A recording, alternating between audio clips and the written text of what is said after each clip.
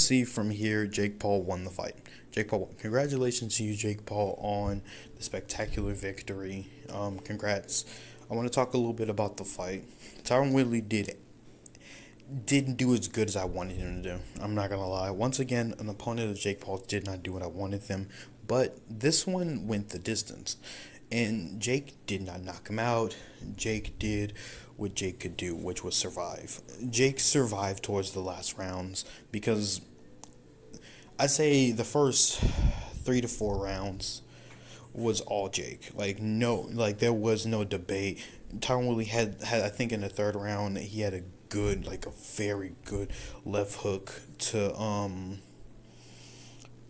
Jake, and he put Jake on the ropes. And if there was no ropes right there, let's be real. If they would did that, if that would have happened, if that exchange would have happened in the center of the ring, Jake would have probably still touched the ropes, but he would have to during near fall to get to it, type things. Because in the grand scheme of it all, I guess in a technical sense, you can see it as a knockout. You can see it as a knockdown. To some people that kind of really want Jake Paul to have the loss would say that, yeah, that was a definite, that was his wasn't that was the most obvious. Jake was hurt. It was obvious for Jake.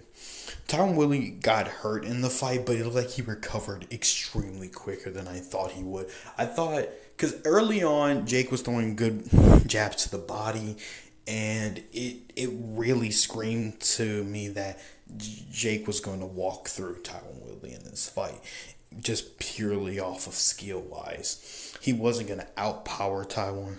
I didn't see him outpowering him at all. I just saw Jake winning by literally outboxing him. He was not about to knock him out. He couldn't do it. He hit him with a bunch of overhand rights throughout the fight.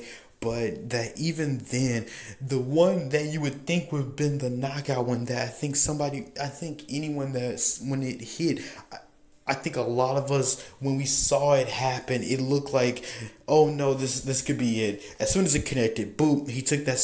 Tyron Woodley took steps back, shook his head, and came right back at Jake. Now, I've seen a lot of fights, YouTube and pros, that have taken big, massive shots, shook their heads, and got right back into the fight. Some of them weren't really looking the best. Some were just yeah, it really didn't affect me. This one right here it didn't affect, but if it did, it only lasts for a few seconds. I will say this, Tyron Woodley could have done better in the fight. I will always say this because I always think that every person could do better in the fight. Jake, you could tell that they both had a patient, I'm not about to just do something stupid for this. This is not it. This really is not it. And for some reason, they're trying to get Jake Paul. They're trying to get the Jake Paul tattoo on Tyron Woodley, just so they can have this rematch. And I'm not gonna lie, Jake's cardio is not where it is. It's not where it should be for him to be able to take on, Mayweather type people. He's not taking on a professional fighter. He's not taking on Tommy Fury. He's not going to. The reason he's not going to is actually really simple. Tommy Fury is too good in comparisons to Jake. The thing with this, and to put this in the best way I know how to put this, Jake is good for what he is. He is on the level that he is at right now. I believe that he can stop people that are below his level, obviously. I do think so. I do think that he can curve the height and weight advantage of others. Sometimes I think he can. Because most of his opponents have been shorter than him. Well, pretty much all his opponents have been, I think, shorter than him. So it's kind of rough to say that. I know I'm kind of stretching on a bit, but yeah. The fight was a pretty good one. Jake wasn't unscratched at all. It was a rather interesting little fight, though. The entire card was nice. I'm not gonna lie. The entire card was extremely nice. Oh, this was lovely. Oh my gosh, this was lovely. Tommy Fury calls out Jake, obviously, because I think we all expected Tommy Fury to win this fight. Don't get me wrong. I think we all knew Tommy Fury was gonna win. So it brings me back to this. Jake Paul versus Tommy Fury. I don't want it to happen. If you want to be honest with you, the reason I don't want it to happen is actually really easy. Because what we just found out is Tommy Fury is scheduled for 2 fights on Showtime, and his second fight looks to be Jake Paul. And I'm not gonna lie, is Jake ready for Tommy Fury? No. The reason I say this is cardio. Cardio is the downfall of the pause. It's so funny to look at KSI and see this great cardio and give this awesome cardio of staying in there even when you really shouldn't, but still in there.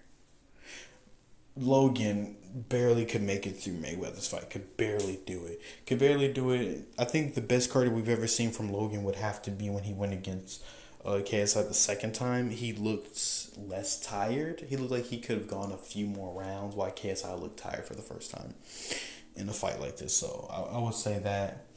Also, I would also state that Jake, I think that he probably could have gone a little bit longer, but you could tell that the him holding his hands up was fading. He wasn't in the same state. He was pushing through at the very end. Congratulations to Jake at the end of it all. He was able to do what he had to do. I really do hope that my man wasn't taking like no drugs or anything like that. I really hope so. He won the fight, so I guess Tommy Fury's next. I guess that's the only real thing they can do now is Tommy Fury, because Tommy Fury's scheduled for another fight. Unless they do the rematch immediately, then Tommy Fury. But he's definitely gonna fight Tommy Fury in the near future. If not this year, then probably the next year or the one after that. He's probably gonna try to duck Tommy Fury, knowing that Tommy Fury gets him out there real easy. I do think that this fight will probably be that big show that, because Jake has improved. I'm not gonna lie, Jake has improved from the Deji fight to the Gibb fight to obviously Nate Robinson. Of course, that's anyone can. At this point, I can improve on the Nate Robinson fight. Like, I've never taken a boxing match. I barely know, but F it, I think I could do better than my man Nate Robinson. Oh my god, he asked for a rematch. My man's asked. Oh my gosh, please don't do this, bro. Somebody stop him, please. Take away his social media. He ain't ready. No, Chief, he ain't ready. But Jake is extremely much better than he normally is. He really knows how to jab to the body. He really knows how to throw those combinations. The only problem I would say for Jake was the hesitation on Jake's end when it came to certain things. In certain times, he had great power and speed together, but he hesitated, I think, too many times when he could have put the fight down early.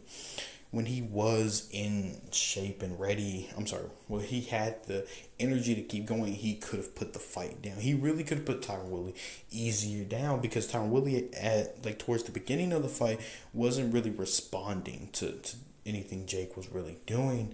He really wasn't. He may have gotten a few good hits in, but he really wasn't responding to anything really.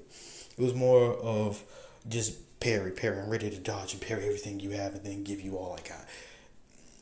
So, I mean, the same goes to Tyron Woodley. Tyron Woodley, he was hesitant at the beginning. I believe it made sense for them to be hesitant early. But when you realized you literally have this in the bag right now, I don't think you do that. For Tyron Woodley, I would say, especially when you saw that Jake was tired, yes, he was still on, but if it was me, I would have just gone for it. Yeah, you would say, well, would that risk the knockout? Yeah, I know that risked the knockout, but I'd rather risk it and get the win than not risk it and lose by decision, which wind up happening. Because Tyron Woodley could have won that fight. He still could have won, and Tyron Woodley, shape-wise, oh my gosh, this man was non-stop. It's insane. Jake is not ready for these pro fighters. He is not ready to take on a legit pro fighter that can fight back on a boxing level. He's not ready. I would tell him not to do it, but it's probably too late, and it's The fight's probably immediately next to the whole Tommy Fury fight. If not, they're doing the what's the name fight, and he's probably gonna extend his contract to like 3 fights. He's probably gonna just make sure he's under the undercard again, just to be on the safe side. But hey, that's all I'm saying. Congratulations to you, Jake, on the split decision. I don't know what to expect from you next. I don't know. We'll see what happens in the upcoming days. But besides that, I gotta play some video games because I was watching Full Metal Alchemist and other stuff, and this fight also. So, yeah. All right, guys. I was enjoying it. Pray, it's crazy out there. Be safe, please.